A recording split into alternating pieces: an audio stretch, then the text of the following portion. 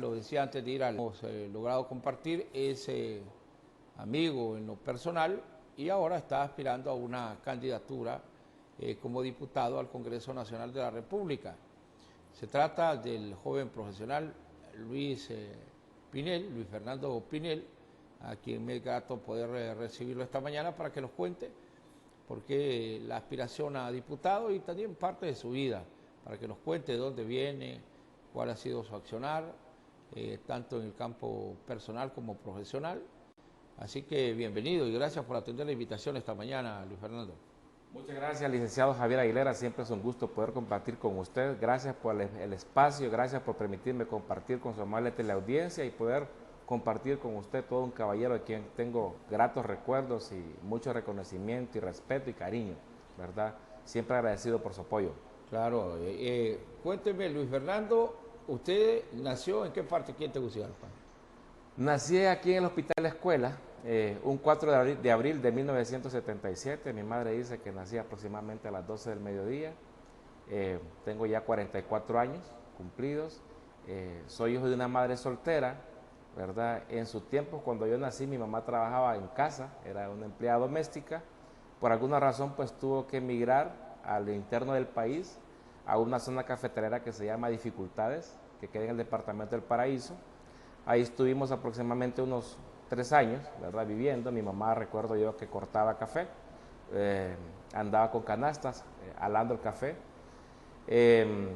Para ella era bien complicado poderme cuidar, ¿verdad? Y entonces siempre me andaba chineando, como decimos públicamente en el barrio, ¿verdad?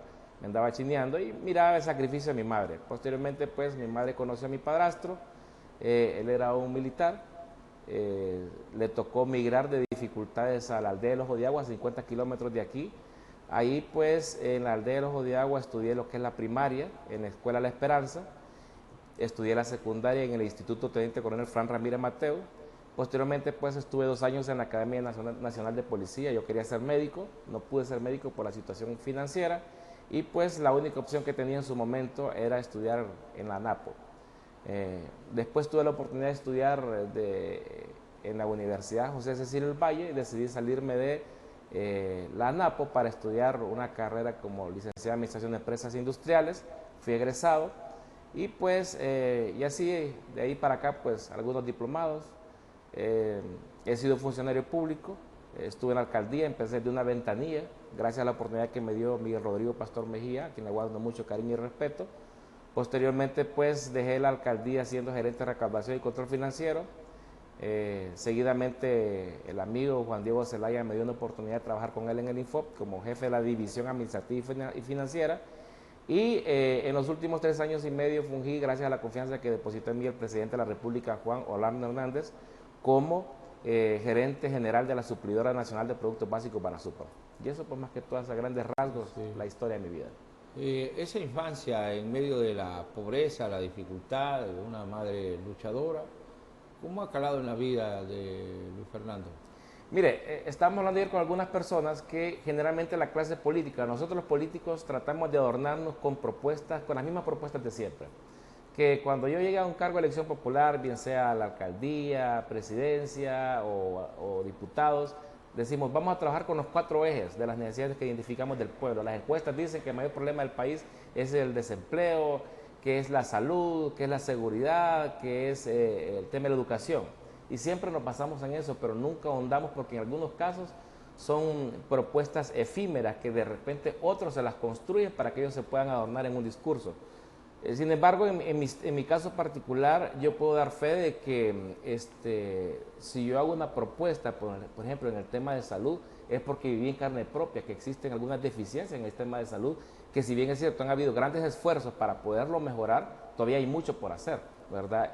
Hace unos 20 años, ejemplo, en el tema de la salud, que yo estoy proponiendo que si Tito Afura llega a ser presidente de la República, pues vamos a apoyarlo para un programa de mejorar la infraestructura de los hospitales, ampliar la capacidad de atención a los pacientes, edificar nuevos hospitales para hacerle frente a toda esa demanda de salud que tiene el pueblo hondureño. ¿Pero esto por qué?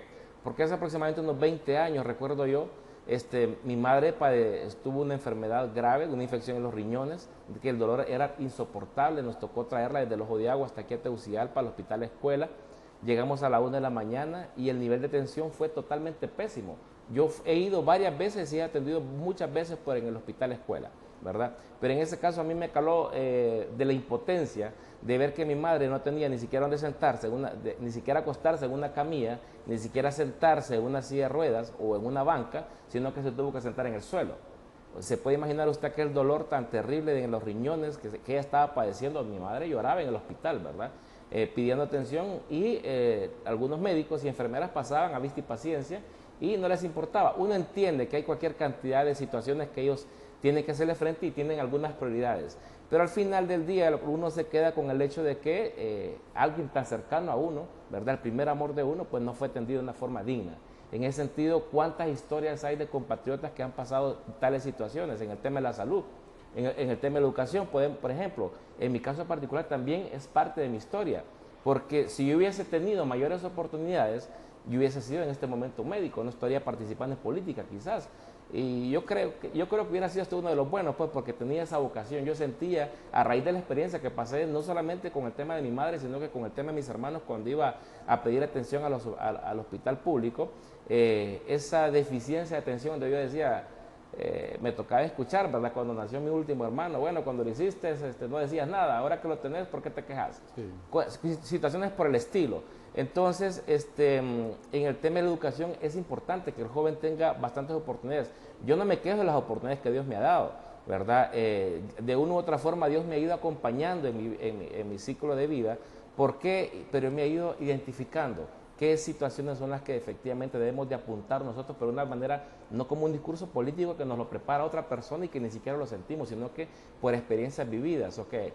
Si alguien tiene un sueño, ayudarle a cumplir ese sueño en el tema de la educación. ¿Cuántos jóvenes en esos barrios y colonias aspiran a tener becas para poder estudiar a nivel nacional o a nivel internacional? Hay personas con mucho potencial y que merecen esas oportunidades, y la clase política estamos llamados, sin distingo de colores políticos, a generar esas oportunidades, a generar esas propuestas que vengan a beneficiar a esa juventud que hoy por hoy nos vea hoy a nosotros como ejemplo, lo vea usted, licenciado, me vea a mí, ve lo que estoy haciendo y están tomando de referencia para que ellos puedan impulsar su propio destino. Y en ese sentido, pues yo creo que todos los sectores, especialmente la clase política, tenemos esas cuentas pendientes con el pueblo, de no solamente que esto sea un discurso político, sino que hagamos acciones que sean totalmente congruentes. Y yo creo que en el caso del sistema educativo nacional, las deficiencias se vienen desde hace muchos años, pero lamentablemente no hay políticas públicas, y yo creo que en el fondo, fíjese que son decisiones sencillas. Usted como administrador lo sabe, ¿qué es? Preparar los centros educativos que estén acorde a la necesidad de cada comunidad, suplirlos de todo el material didáctico que sea necesario y de los maestros, y de ahí casi obligar, si es posible, a los padres de familia que los niños deben de ir a la escuela.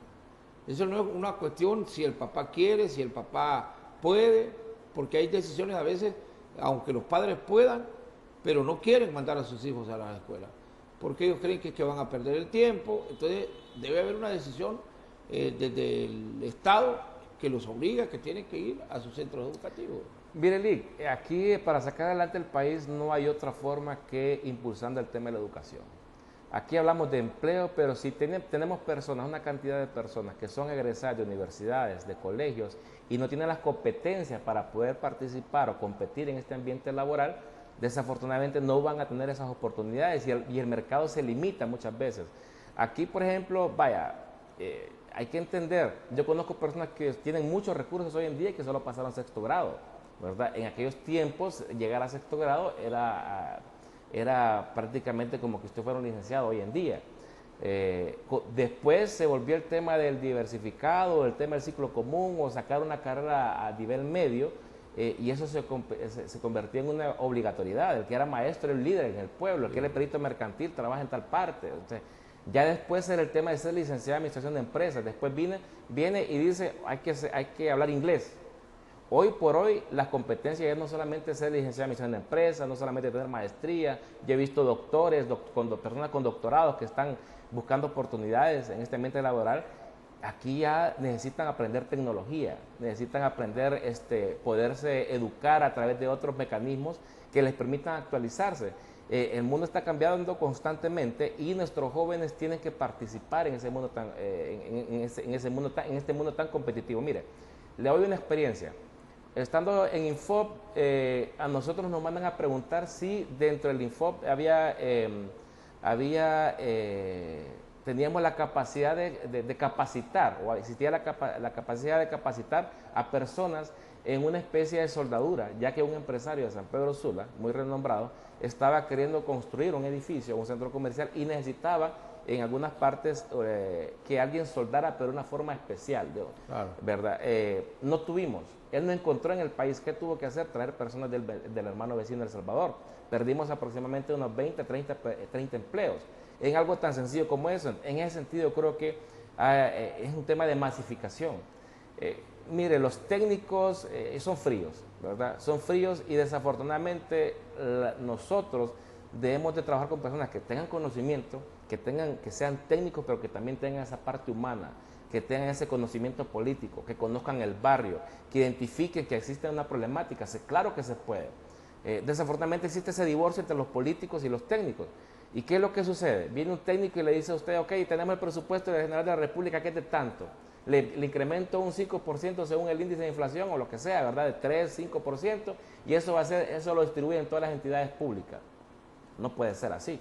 Y en base a eso, tenemos como 30 años de democracia que hemos estado trabajando prácticamente bajo ese mismo esquema. Algunas discusiones se dan, otras va dependiendo de los intereses, de la visión que tengan los ministros o los encargados de la toma de decisiones, y muchas veces se pierden grandes oportunidades de poder impulsar presupuestariamente con un presupuesto digno a instituciones tan importantes como es el tema de la educación.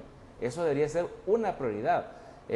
No que me vengan a decir que el presupuesto de la educación es el más grande y el de seguridad es el más grande del Estado, es el más grande y debe ser el doble si es posible, porque aquí es un tema de capacitar, de masificar, que la gente quiera conocimiento, que no solamente nos conformemos con aprender a leer y a escribir, sino que adquiera conocimientos que le permita desenvolverse no solamente aquí en Honduras, sino que en otros países, ¿verdad?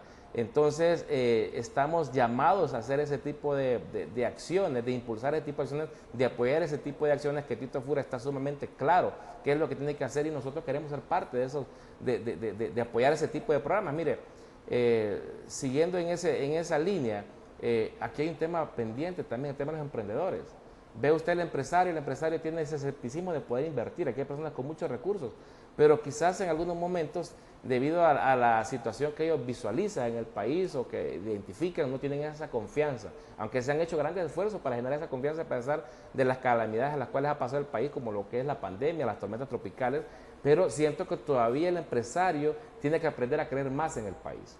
Tiene que aprender a tener esa certeza legal y financiera que le permita que depositar sus recursos en el país va a garantizar algún retorno, y de esa forma masificar el tema del empleo. Necesitamos que esos jóvenes que de repente no quieren seguir estudiando, pero quieren emprender, adquieran esos conocimientos, adquieran acceso a esos créditos, con programas como Crédito Solidario, con programas como Se Emprende, donde ellos puedan adquirir esos préstamos a tasas sumamente competitivas y que de esa forma puedan incursionar en el país con sus emprendimientos y generar empleo. Pero vuelvo y repito, ¿de qué me sirve a mí impulsar un emprendimiento si las personas que quizás a las cuales yo recurra no van a tener esa calidad profesional que me permita a mí, que garantice inclusive ese préstamo? Oye, y yo creo que se ha fallado porque en cada región hay un determinado tipo de necesidades desde el punto de vista profesional. Entonces, no puede ser que, como ocurría antes, saquemos una cantidad impresionante de peritos mercantiles, pero un perito mercantil no va al sector cafetalero y muy poco puede hacerlo, más que puede ir a cortar. Pero si nosotros preparáramos los técnicos, gente preparada técnicamente, que el mismo Infop debería ser un factor de eso, o estas mismas instituciones, organizaciones de cafetaleros que ahí agarran dinerales y ese dinero no se sabe dónde va a parar. Deberían de tener institutos donde vayan jóvenes que su familia se dediquen al cultivo del café, para que ellos se vuelvan técnicos, para conocer las enfermedades que trae el café, cómo producir mejor café, cómo tratarlo también y si es posible industrializarlo el café. Pero aquí, y lo mismo ocurre en el maíz, y lo vemos con el caso del ganado, que el hato ganadero a nivel nacional ha bajado ostensiblemente, pero si preparáramos técnicos para esa área, ya no solo el joven sería que va a ordeñar la vaca, sino que va a entender cómo lograr reproducción. Entonces, poder regionalizar la educación en aquello, de la manera que en cada sector, de acuerdo a la necesidad del sector, vayamos preparando profesionales. Sí, totalmente de acuerdo. Vamos, eso es más que todo el punto. Cómo masificamos la educación, cómo se actualiza la currícula educativa, pero eso no lo podemos hacer solo. Sí. Necesitamos el concierto de todos los actores que están enfocados en ese tema. El sector magisterial es algo sumamente importante. Hay que apartarse de esos colores políticos, de esa pasión política que muchas veces tanto daño nos hace y no nos permite ver la visión, que es lo más importante. O trabajar para unos pocos o definitivamente trabajar para la gran mayoría, que es a lo cual uno está llamado. No puede ser que por un tema ideológico, un tema político, no podamos construir. Al final, ¿quiénes la están pasando feo? Nuestra gente, la gente de los barrios. Usted va a los barrios y dice a la gente, bueno, casualmente el día de antier visité a una persona y mire, me dice, no, mi hija no, como no hay clases presenciales, necesito que me ayude con una tablet para estudiar porque me está quedando, le ha afectado el uso del teléfono. Entonces, son situaciones que los cuales yo no quisiera pecar de hablador, ¿verdad? Pero tenemos que mejorar. Definitivamente tenemos que mejorar si queremos un país totalmente competitivo, si queremos impulsar el tema del desarrollo, hay que fomentar el emprendimiento. Estados Unidos no llegó a ser la potencia que es hoy en día, si no hubiese sido por el concierto de todos los actores políticos y económicos, todas las clases sociales para sacar adelante su país y de esa forma masificar el tema del empleo y de la educación. Mire, hay otra cuestión que es sumamente importante. Quiero todavía un ratito aquí. Usted tuvo la experiencia en el Info.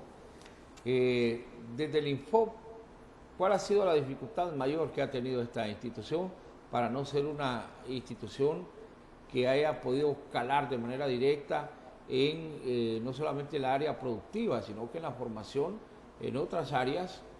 Porque anteriormente no sé si todavía tenían turismo, inglés, mecánica, no sé si albañilería, temas que generan empleo a nivel nacional. ¿Qué pudo haber pasado para que no tengamos ese impacto que tuvo el Infop? Yo creo que, mire, yo trabajé en Infop durante 4 años y yo identifiqué que el Infop tiene un potencial increíble. Es más, de una forma indirecta, Infop incide en la economía nacional. ¿Por qué? Infop tiene más de 40 años ya de estar vigente. La gente que fue egresado en Infop, bueno, fueron egresados certificados como que son albañiles.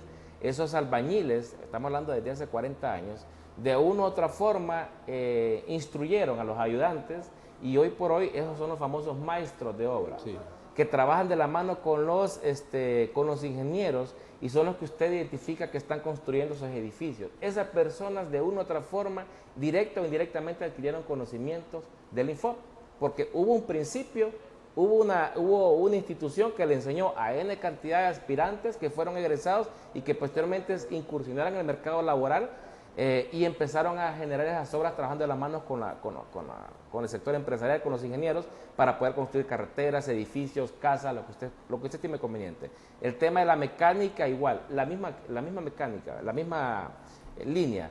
Egresados del Infop en mecánica son los que hoy se convierten en los que han ilustrado a otros muchachos que de una forma empírica adquirieron sus conocimientos de esas personas. Entonces, el Infop tiene una oportunidad para esa juventud, para el pueblo hondureño, porque definitivamente masificando una institución tan importante y tan poderosa para la economía nacional como es esa institución, se pueden hacer grandes cambios, se pueden abrir mayores oportunidades. Me voy al mercado zonal Belén el otro día y veo un montón de jóvenes cargando bultos y le digo yo a un muchacho, ¿verdad? Por cierto, no andaba con la camisa, no me insultaron ese día, ¿verdad? Y le pregunto, ¿qué hubiese sido si no estuvieras aquí? Oiga la pregunta, ¿qué hubiese sido si no estuvieras aquí? Me dice, a mí me gustaba la mecánica. ¿Y qué pasó? ¿Por qué no llegaste? no tenía recursos para el bus, porque es gratuita, Sí. para ir al Infop. Yo creo que podemos ahondar mucho más. Cuando estuvimos en el Infop había una licenciada, voy a mencionar el nombre, licenciada Toro, ¿verdad? Alejandra Toro, y me decía, mire licenciado, aquí hay personas que ni siquiera tienen que comer. ¿Sabe qué hacemos nosotros? Entre todo el equipo de mis colaboradores, lo que hacemos es que hacemos una colecta mensual y tratamos de hacer una caja para que en la cafetería se les pueda dar a N cantidad de alumnos por lo menos su almuerzo. Entonces, yo creo que incluso el Infop puede participar actualizando algunas situaciones. La mecánica no es como antes, ¿verdad? El tema de la mecánica ya no solamente es de venir y desarmar un motor, hay otro tipo de diagnóstico y los carros hoy son mucho más inteligentes, ¿verdad? O sea, hay que ir mejorando, hay que irse actualizando y se pueden hacer muchas cosas con una institución tan importante como lo es el Infop. Está dentro de sus ideas entonces, porque es conocedor de la materia, el poder incidir desde el Congreso Nacional y ahí va a tener nuestro apoyo. Los dos vamos a ser diputados, de usted tenga la certeza de que vamos a ser diputados. Y en acciones como esta tenemos que unirnos porque yo creo que ese sectarismo político enfermizo de la gente que anda peleándose por partidos políticos o cuando llegan al Congreso Nacional empiezan a defender intereses de grupos de poder, se olvidan de la esencia misma. Yo lo conozco a ustedes, sé qué clase de persona es, conozco de su recorrido. Entonces, si usted es conocedor de la materia y usted dice voy a hacer esta propuesta para que el Infop sea más abierto, para que llegue a más sectores, usted va a contar con mi apoyo como diputado en el Congreso. Le agradezco mucho, Lic, y agradezco su pensamiento, su forma de pensar, y esa es la única forma como nosotros, la clase política, podemos construir un mejor país. Mire, me pasó el otro día, hace unos instantes le hice un comentario que llegué al Zonal Belén y ese día no me insultaron. Sí. Si le digo esto porque el lunes recién pasado me tocó ir a hacer una filmación de un video, ¿verdad? Como parte de la publicidad. Entonces, ¿qué sucede? Para ese día me puse mi camisa, así como ando hoy, me puse una gorrita, ¿verdad? La de David, próximo alcalde, y me tocó llegar y dije, bueno, vamos a ver con el tema del emprendimiento porque a mí me apasiona el tema del emprendimiento. Entonces es parte de lo que yo quisiera, en lo que yo quisiera trabajar, y qué mejor lugar que en el mercado Zonal Belén, donde hay un montón de personas que son emprendedoras. Como le dije, hace unos días había llegado sin nada y dialogando con la gente y me interactuaron conmigo, pero ese día llegué identificado y lo primero que la gente me dijo, ladrón, corrupto, cerdo, violador, cosas por el estilo, personas que no me conocen, personas que no saben quién soy. En todos los partidos políticos hay personas buenas y hay personas malas, hay personas bien intencionadas y hay personas que no son muy bien intencionadas, que solamente van a obedecer a intereses muy particulares. Pero hay personas como usted, ¿verdad?, que me une a usted una amistad de 12 años prácticamente. Yo tengo un respeto muy especial por usted porque siempre ha sido muy diferente y educado conmigo, que dice uno, con usted podemos construir. Entonces, ¿qué es lo que sucede? Cuando uno va a esos puestos públicos, y lo hemos visto, lo hemos vivido en el Congreso Nacional, lo que hemos visto a través de medios de comunicación, es que si alguien de un partido político hace una propuesta y que viene a beneficiar a las grandes mayorías, viene alguien de la oposición o de otro partido político y solamente porque lo propuso un nacionalista o alguien de otro partido dice, no hay que apoyar esa iniciativa. Y empieza aquella situación donde estamos perdiendo el tiempo y estamos totalmente desenfocados por una lucha interna ideológica, política, que no nos va a permitir avanzar. Sin embargo, usted va al barrio y hay un montón de gente que tiene necesidades. A mí me da tristeza, voy a la Corona de San Antonio, hace unos días, donde tengo una gran amiga también, lideresa, doña Eda Martínez, y me invita a una casa, ¿verdad?, donde la bajada es con una gras de madera. Eran aproximadamente 10 escalones, de los cuales de esos 10 escalones hacían falta como 3. Esa señora no tiene luz en la bajada, en cualquier momento se cae y se golpea. Entonces, hay gente hay gente que de hace años su nivel de pobreza hay que sacarlos adelante, se han hecho grandes esfuerzos para mejorar los índices de pobreza, pero hay mucho por hacer porque el país cada año su índice demográfico está creciendo y a mayor cantidad de personas, mayor cantidad de necesidades, ¿verdad? Mayor cantidad de necesidades que suplir por parte del Estado. Entonces, hay que trabajar, ya debemos de irnos debemos de generar esos resentimientos que tanto daño nos hacen. ¿Sabe qué es lo peor? Que estamos totalmente desenfocados, distraídos, unos pocos negociando para que las grandes mayorías, que son los que votan, que son los que deciden, que dan su voto de confianza en usted, en los que estamos haciendo las propuestas, que dicen, ok, yo voy a votar por esta persona porque creo en lo que él dice, creo en lo que él quiere hacer, traicionamos. Se sienten traicionados después. Y después tenemos que regresar 3 años y medio, otra vez cuando ya empieza la campaña, a querer hacer esa reparación de daño. ¿Y qué encontramos? Gente resentida, gente que no cree en la clase política, gente que se siente que no tuvimos la suficiente capacidad de poder resolver su problema. Entonces, yo creo que hay mucho por hacer, se han hecho grandes cosas en el actual gobierno, hay que reconocer lo bueno que se ha hecho, pero hay que seguir trabajando. Hay muchas puertas pendientes todavía, hay mucho por hacer y esto no termina. Y solamente con el concierto de todos los actores, la clase política, independientemente del color político. No porque alguien sea de otro partido va a ser enemigo de Luis Pinel. No porque yo sea de mi partido soy enemigo de alguien de otro partido. Yo creo que aquí al final la política es llegar al poder, como dijo una de las mentes brillantes que hay en este país. Generalmente los políticos decimos, ¿qué es la política? La política es trabajar para el bien común. No, la política es llegar al poder, tener poder, esa es la esencia de la política. ¿Por qué? Porque usted con el poder puede hacer o cosas muy buenas y también cosas muy malas.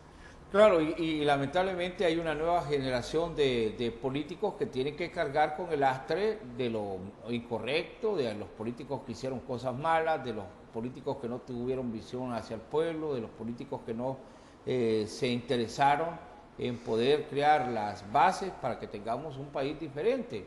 Entonces, yo creo que en el caso particular que nos ocupa por la amistad que tenemos y con cualquier otro hondureño, que sea bien intencionado por sacar adelante al país, no debemos dudarlo, licenciado Luis Pinel.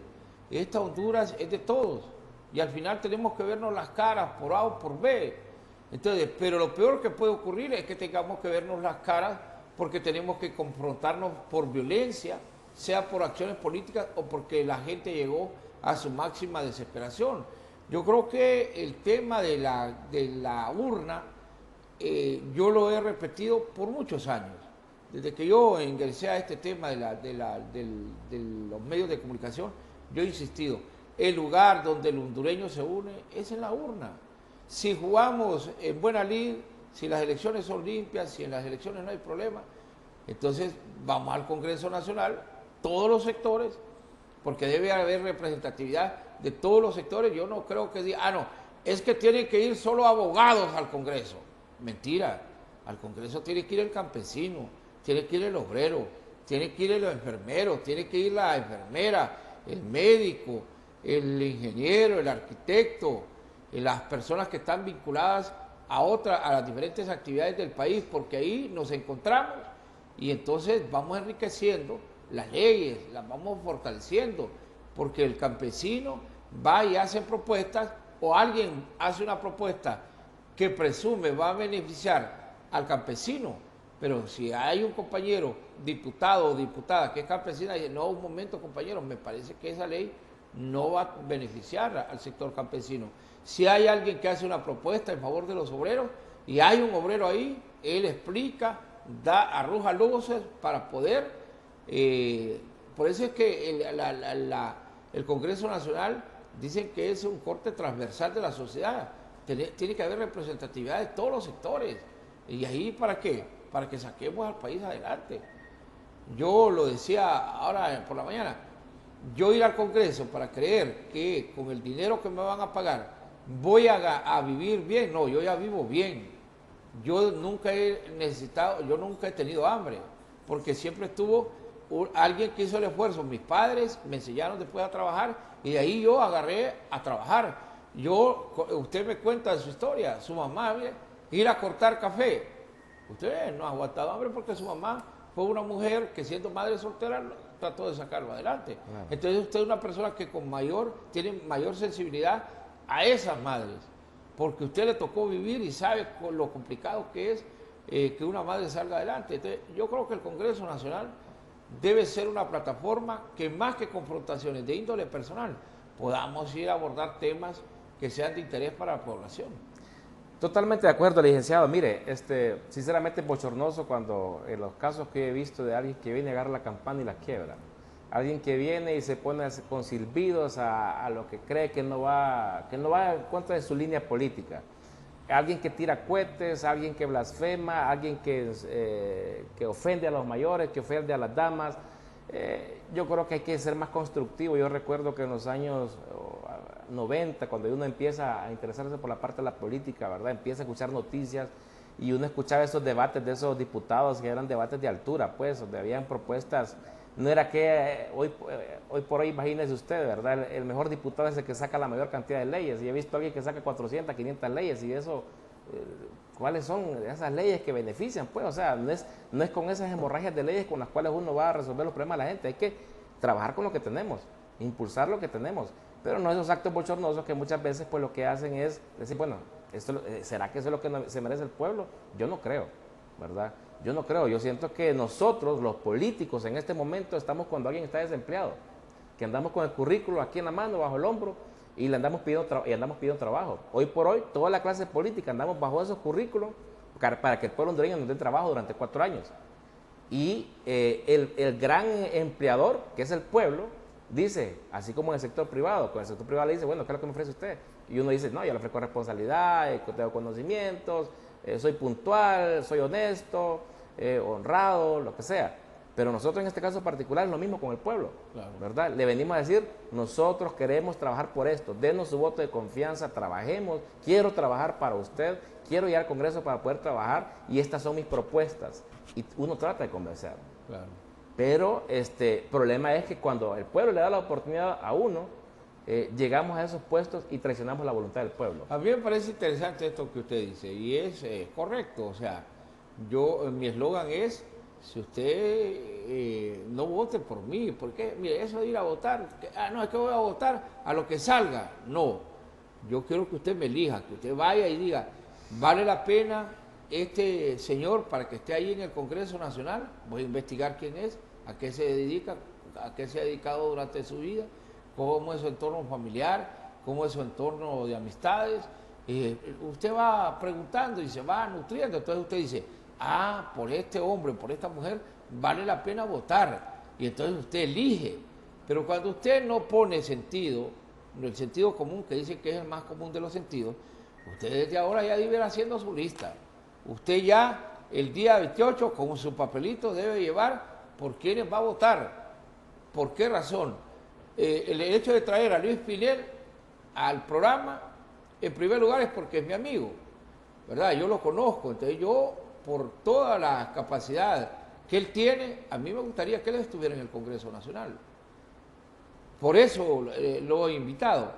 Pero no es el hecho de solo traerlo aquí, sino lo traemos aquí para que él explique y que usted, que es elector, diga, hombre, vale la pena, es un hombre joven, es un profesional calificado, y usted analiza si él vale la pena o no. Entonces va a investigar, apunte Luis Pinel, voy a preguntar quién es él, qué ha hecho él por este país, en los lugares donde él ha trabajado.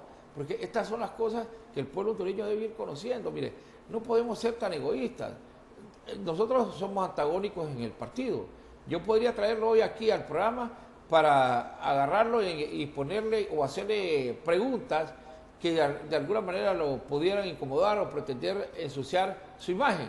Pero ¿qué gano yo con eso? Nada, porque usted tiene mucha gente que lo quiere, que lo aprecia, que lo conoce. Gracias. Y que sabe. Y uno de ellos soy yo, lo conozco. Gracias, entonces, no es el objetivo de que nos tengamos que ver como enemigos. La campaña política, yo sí estoy de acuerdo que hay que hacer señalamiento. Por ejemplo, anda un individuo ahí diciendo que él da becas y él fue un empleado público, él no puede andar y ponerme a mí solo en pantalla porque yo es que me voy a referir a este individuo. Entonces anda diciendo que él da becas, que le regala becas a la gente y él ha sido un empleado público, el papá de él es un empleado público eterno, cuestionado en el pasado, y hoy quieren sacar la cara diciendo que ellos son los que regalan becas. No, lo que se dio del pueblo hondureño no es algo personal. Entonces presenta en su anuncio, el descarado todavía, yo soy alguien que él me dio una beca, pero no se la dio de la bolsa de él, se la regaló de la del pueblo. En eso es que debemos de tener cuidado. A eso usted tiene que prestarle atención.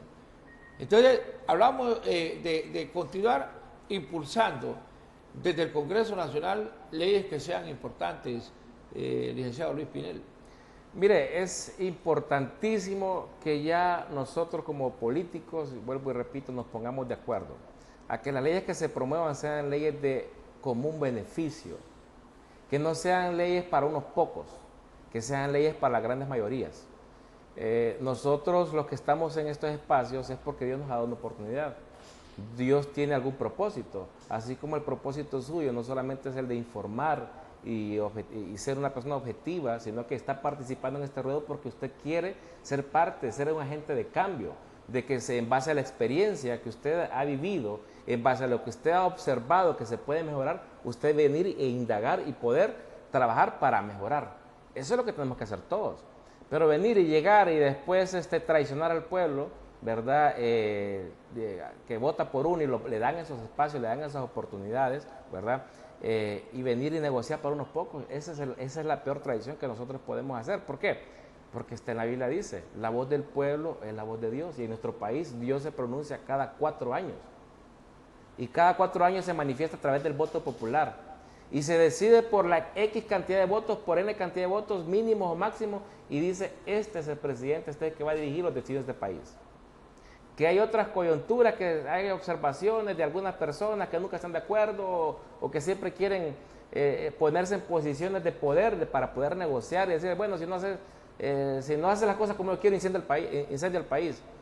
No es así, aquí hay un tema de buscar la paz, de buscar la tranquilidad, aceptar los resultados. Y mire, yo le he dicho varias veces, menuda responsabilidad la que tiene el Consejo Nacional Electoral. Este proceso no debería ser, ellos deben de ser lo más neutral independientemente de que ellos sean propuestos por partidos políticos. Ellos deben de buscar que esto sea un tema totalmente transparente, que el próximo 28 de noviembre no salgan personas diciendo, bueno, no tengo la certeza que este proceso fue totalmente transparente, por ende no acepto este resultado.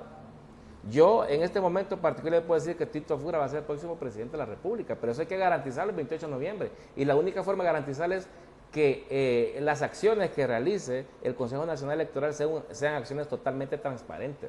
Necesitamos que la institucionalidad funcione, que el Registro Nacional de las Personas tenga la capacidad de entregar todas esas identidades a esas personas que de repente no lo tienen todavía. Ayer leía que hace falta por entregar 600,000 identidades, son 600,000 personas, son 600,000 potenciales votos, que si las cosas se continúan tal y como están, no van a poder votar. Entonces, yo creo que aquí, desde ahí nosotros decimos hay que ponerle ojo a ese tipo de cosas, porque el tema de la democracia no solamente es una palabra bonita, hay que ser congruentes, hay que ser objetivos, y necesitamos que la gente participe, necesitamos que Dios se pronuncie, y no podemos ponerle un bozal a la gente para que no se pronuncie a través de su voto, no puede ser. Entonces, yo creo que tenemos un menú de candidatos, podemos visualizarlos. Abre el menú, vea, pondere quién es fulano, quién es sutano, quién es mengano. Y usted va a poder visualizar qué ofrece, cuáles son sus ofertas. Yo veo que Tito tuvo 8 años como alcalde de la ciudad capital, hizo grandes logros, cambió radicalmente la ciudad capital, dinamizó la ciudad capital. En mi caso, no solamente porque sea nacionalista, sino que como un ciudadano, yo apostaría que Tito, siendo presidente, haría grandes obras para Honduras. Él es una persona que solamente habla de trabajo, trabajo y trabajo, sin ofensa. Pero aquí ahondemos un poco más en el tema de cómo buscar esos consensos. ¿Cómo vamos a salir después del 28? ¿Más unidos o más divididos? Si salimos más divididos, ¿qué va a pasar después? ¿Quiénes se llevan la peor parte siempre? El que vota. ¿Por qué? Porque cuando unos pocos no se ponen de acuerdo, no puede ser que los de abajo se les pase factura a la gente que está abajo. Hay una gente que está deseosa de oportunidades. Hay un montón de personas que está deseosa de soluciones. Y por estar distraídos, enfrascados en temas estrictamente personales, ideológicos o por esa ambición de poder, muchas veces nos desenfocamos de las cosas que son sumamente importantes y lo peor, nos apartamos del propósito de Dios, del por qué Dios nos tiene donde nos tiene. En este sentido, porque mire, si uno empieza a hablar de necesidades, es complicado este país. Este país está muy dañado, no desde ahora, sino que desde siempre. Entonces tenemos que crear desde el poder mismo, y el Congreso Nacional es un lugar adecuado, donde si hay gente juiciosa, donde hay gente sobria, gente que tenga conocimiento, gente que tenga experiencia. Luis Pinel no es un hombre improvisado, ya ha tenido experiencia profesional en varios campos donde le va permitiendo fortalecer que al momento de aplicar leyes, yo soy de los que digo que al Congreso Nacional ya no necesita tanto delantero, porque usted ya lo explicaba. Yo, desde que tengo la oportunidad, tengo casi unos 30 años, creo, la primera vez que fui al Congreso a cubrir como periodista. Hay un diputado que ese tipo así era, mira, la ristra de propuestas de ley que tenía. Y entonces, ¿qué es lo que hacía él? Decía, día miércoles, pedía la palabra, día martes, propuesta de ley, ya, tengo esta propuesta, ya la propuesta, y esta otra, dos propuestas. Buscaba la reacción de los periodistas, pero esas leyes eran totalmente, no había nada que a nadie le beneficiaban, pero él venía y las proponía y buscaba reacción de los periodistas, ya lo entrevistaban los periodistas y ya. El miércoles, otros dos proyectos de ley, de cosas, pongámosle que a los canales donde cae el agua lluvia, la gente tiene que garantizar que no chorreen por un lado, o que estén totalmente bien para que no afecte no sé qué cosa. Ya se inventaba eso, ya lo presentaba, 3 proyectos de ley, pedía la palabra, tengo que presentar 3 proyectos de ley. Ese hombre cuando al año tenía presentado como 80, 90 o 100 proyectos de ley, pero ninguno servía, porque él solo lo presentaba él, lo agarraban y lo tiraban al baúl de la basura porque no significaba nada para progresar en el país. Pero él sacaba pecho al final del año, no, yo soy de los que más proyectos de ley presento. El Congreso no debe ser un lugar donde uno va a ir a perder el tiempo, no, es a capitalizarlo bien, que si hay un colega diputado, un hombre o una mujer que hagan propuestas concretas y claras para el beneficio de Honduras, tenemos que unirnos todos. No podemos ver de manera aislada. Ahora, hay posiciones ideológicas y esas se respetan, puntos de vista también se respetan, pero hay asuntos del país donde todos tenemos que buscar estar de acuerdo. No podemos seguir improvisando en el Congreso Nacional. No podemos ya estar llegando al Congreso Nacional a creer que no, es que vengo porque quiero ser diputado. No, ese ya es ego. Pero, por ejemplo, en el caso particular de Luis Pinel, él es un hombre que ha tenido la experiencia administrativa y sabe algunas leyes que son necesarias, por ejemplo, en el campo de lo que es las alcaldías municipales. ¿Qué orientaría usted y qué considera que a veces no permite el desarrollo de las alcaldías municipales, por ejemplo? Mira, aquí el tema de las alcaldías municipales es algo sumamente importante que debemos de potenciar. Es el primer círculo de desarrollo que tiene un Estado, ¿verdad? Porque es ahí donde están más de cerca con sus habitantes. Y es importante que se tenga que trabajar, independientemente del color político que tenga el alcalde, se tenga que trabajar para que esos beneficios y esas mejoras que se pueden impulsar a través del gobierno de la República puedan llegar a más hogares. Yo creo que aquí lo más importante es que cuando se llegan a esos puestos es gobernar para todos de una forma transparente, de una forma justa, apartándose un poco del tema ideológico y de esa forma pues poder masificar esos beneficios y generar esas oportunidades que las alcaldías, que se pueden conseguir a través de las alcaldías.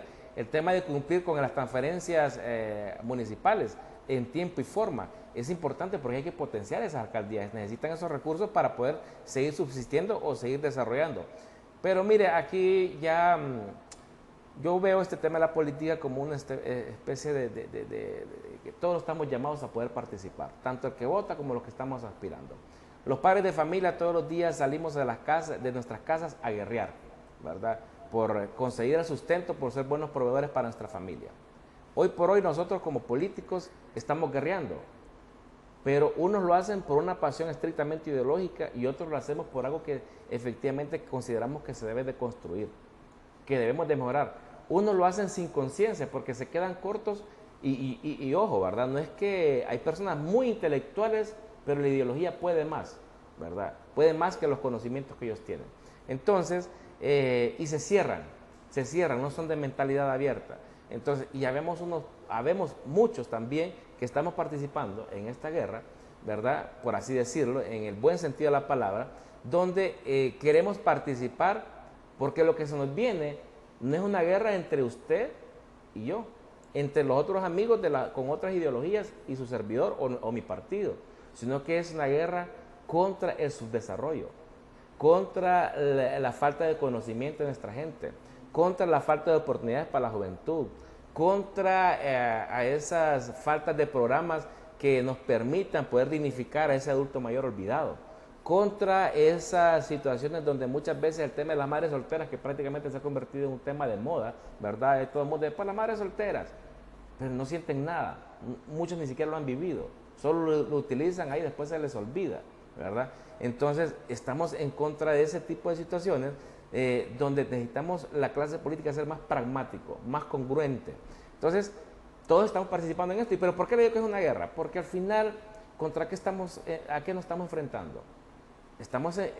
Nos equivocamos de enemigos.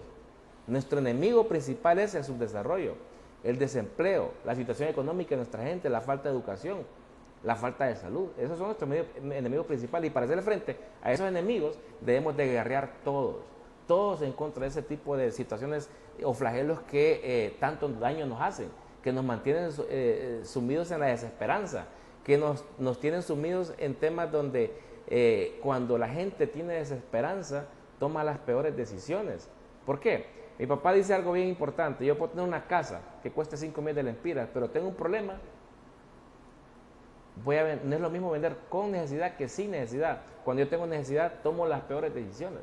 Entonces, yo creo que aquí ya debemos de ir trabajando en el tema donde la clase política generar esa esperanza que el pueblo necesita, pero con congruencia, no con aquella gran cantidad de leyes, o como lo decía un expresidente, que el mejor funcionario era aquel que ejecutaba la mayor brevedad su presupuesto, y ese era el mejor funcionario, y ahí aparecían las tablas, las columnas, las gráficas, donde decía el ministerio tal ejecutó su presupuesto en el mes de julio, 100%.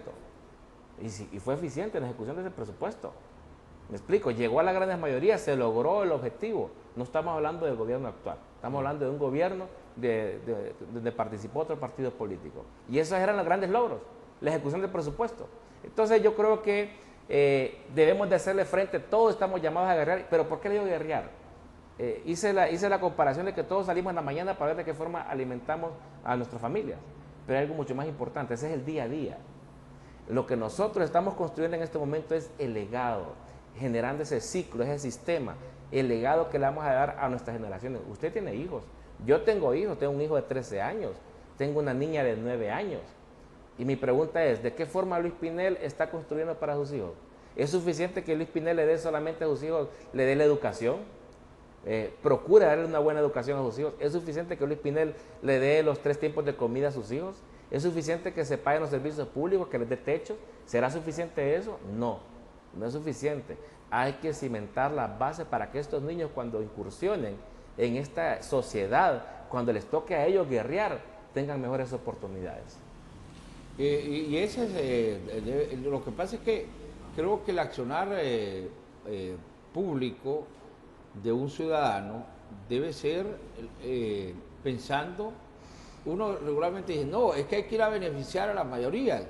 No, pero usted debe ponerse, eso se llama empatía, póngase en el lugar del otro. Piense, por ejemplo, en el padre de familia que hoy no tiene cómo darle de comer a sus hijos. Cómo el padre de familia que quiere educar a sus hijos y en este momento por la situación no puede accesar a comprar 25 lempiras para conectarse a su hijo que reciba la clase.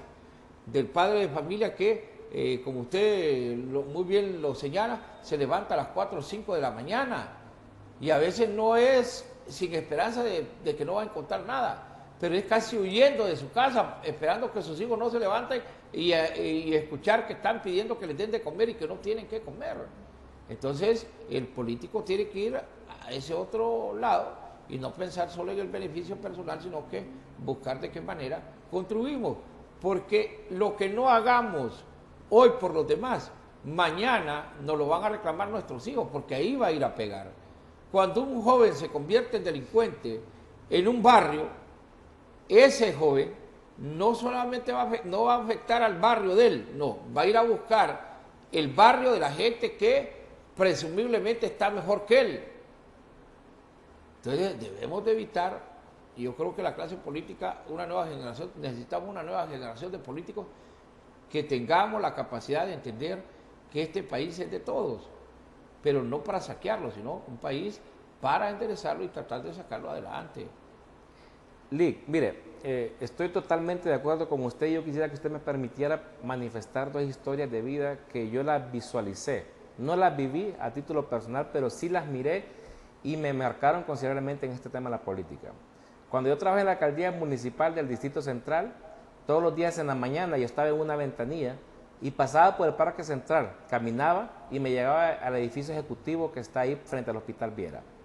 Me tocaba ver a una madre de familia que todos los días con un gran amor dejaba a sus dos hijas en una escuela que había en ese momento, creo que antes se llamaba el Instituto Secretaría de Honduras, después se convirtió en una escuela, hoy creo que es un centro comercial. Y me tocaba ver a esa madre que todos los días se despedía de sus dos hijas y les entregaba una bolsita en la cual iba una burrita. En vez de una lonchera les daba una bolsita transparente envuelta, no sé si en papel aluminio en algunos casos y en otros casos pues en otro tipo de papel. La cosa es que aquella señora con aquel gran amor despedía a sus hijas para que sus hijas estudiaran. Me llamaba poderosamente la atención porque eso recordaba mis principios a mi infancia, cuando mi madre hacía lo mismo, de llevarme a la escuela en la mañana e irme a recoger en la tarde. Desafortunadamente un día salí a las 4 de la tarde y me tocó pasar por el Parque Central y miré a esa madre ofreciendo su cuerpo.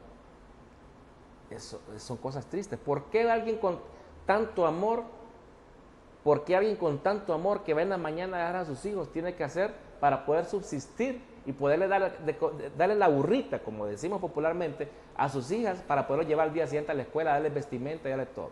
¿Padre irresponsable? Sí, yo tuve un padre irresponsable, ¿verdad? Es parte de, pero también es falta de oportunidades.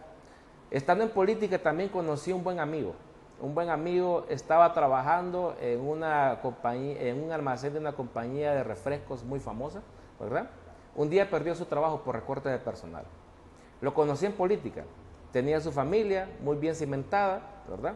Era de la colonia Callejas, de Comayagüela. Y ese día perdió su trabajo, le dieron sus prestaciones, estuvo un año prácticamente viendo sus prestaciones y no encontraba trabajo. Comúnmente cuando iba a mi trabajo me lo encontraba en el Parque Central viendo qué hacía, ¿verdad? Hablando con los demás, porque generalmente ahí la gente se reúne y dicen, están contratando tal parte, tal maquila y así. Y yo lo miraba siempre, lo saludaba y me decía, líder, mucho gusto, ojalá que todo salga bien. Y como estamos en campaña, pues también decía, tal vez se acuerde de mí, me da una oportunidad. Un día ya no lo miraba en el Parque Central. Cuando llegaba a la colonia Callejas, un día me tocó preguntar, ¿por qué se hizo fulano tal que ya días no lo veo en el Parque Central? ¿Será que ya consiguió trabajo? ¿Será que se fue, emigró? ¿O será que está en otra ciudad? Anda en malos pasos. ¿Y eso por qué? Se comió sus prestaciones, tenía cosas que suplir. Y entiendo, y la gente decía, él no hagas mucha bulla porque entendemos que la desesperación lo orilló, la falta de oportunidad lo orilló a que tomara la decisión de andar en malos pasos. A los meses aparece una noticia en un medio de comunicación escrito y aparece la foto de él muerto. Aquella familia cómo queda. La falta de oportunidades que muchas veces nuestra gente tiene, como usted bien lo menciona, muchas veces los obliga a tener que sopesar o entre darle de comer a su familia y hacer todo lo que tenga que hacer por cuando se es buen proveedor, cuando se trata de ser responsable, y es muchas veces donde se equivoca el camino y empieza ese ciclo de violencia que muchas veces nos afecta considerablemente a la paz del territorio nacional. Bueno, hemos llegado ya al final de esta entrevista.